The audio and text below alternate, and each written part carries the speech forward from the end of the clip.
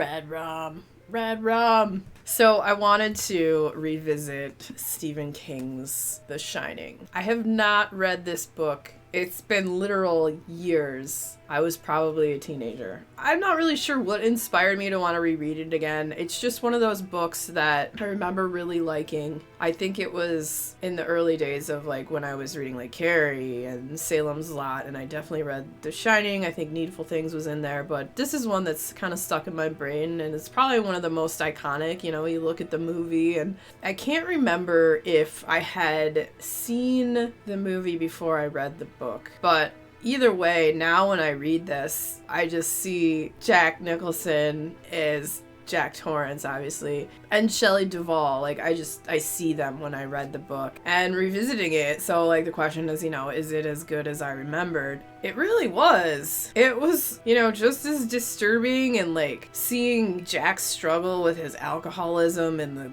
crap that he put his family through. And if you haven't read The Shining or seen The Shining at this point in time, it's a very famous Stephen King book. It's got a movie. Recently, maybe I was even inspired to read it because of the puzzle that I have that me and my partner have been putting together. It's been a long, slow trek putting that puzzle together, but getting there. If you want to see the progress, it's on my Instagram. Link will be down below if you want to check that out. So The Shining. If you're unfamiliar with this book, I feel like everyone at this point it's like talking about Star Wars to me almost. But you know, there's people, the younger generations and whatnot, that haven't seen The Shining or heard about The Shining. So Stephen King The Shining is a very iconic book, very iconic movie. If you like horror, I feel like it's something you should see or read. The Shining is a story about this family, Jack Torrance, Wendy, and Danny, the kid, and he's 5. Jack Torrance has had a long history with alcohol and had a real problem with it. And because of it, done really stupid stuff, as one does when one drinks a lot. So at one point in time, he actually broke his son's arm, and that wasn't what caused him to stop drinking. But eventually he hits a point, some crap happens, and he stops drinking, and he finally gets sober.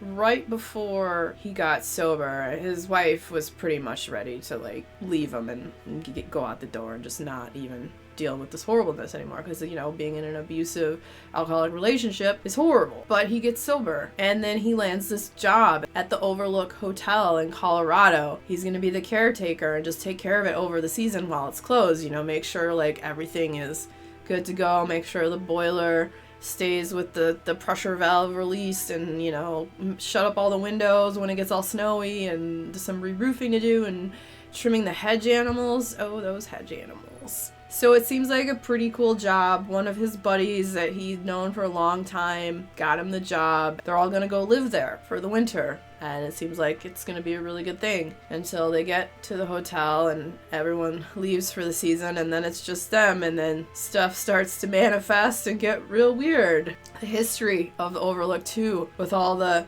different hand changes and the buyers that have gone through it, you know, all this money that was poured into it that people just weren't really able to like make money off of it until the current iteration of it this time around. And it's got some dark, seedy history with like some mafia stuff, and several people had died in the hotel.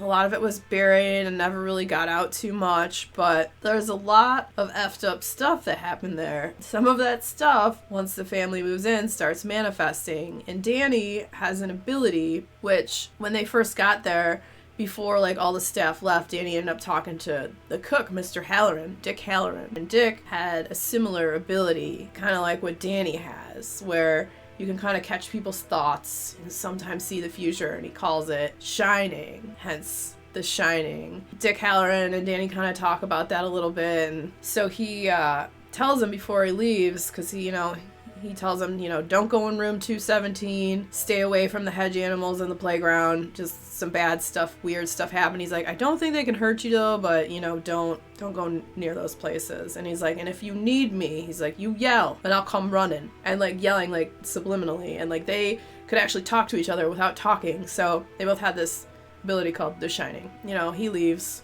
Curiosity killed the cat, right? Like room 217.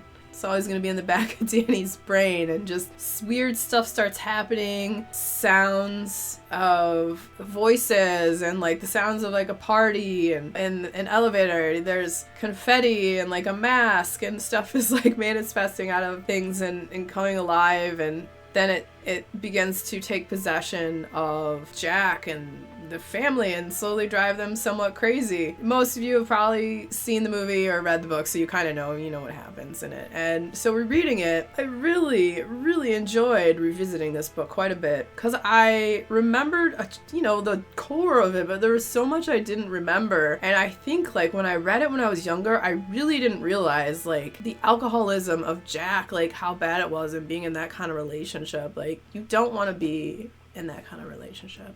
I think when I read it when I was younger, not having lived as much and not having that experience of encountering alcoholics in your world and in your life and how they are, like it was very sad and heartbreaking to see that relationship and like what he did to his family and all that. So that was something that I had not noticed in a previous iteration, like I said, because I was a lot younger when I read it. It was just as good today as I think it was then. This is probably one of my favorite Stephen King books. And I didn't know that Dr. Sleep is a sequel. I didn't know that. It's a sequel to this. So now I have to read that. I've never read Dr. Sleep. I think it came out in like 2013. That will be my next Stephen King that I'll be reading.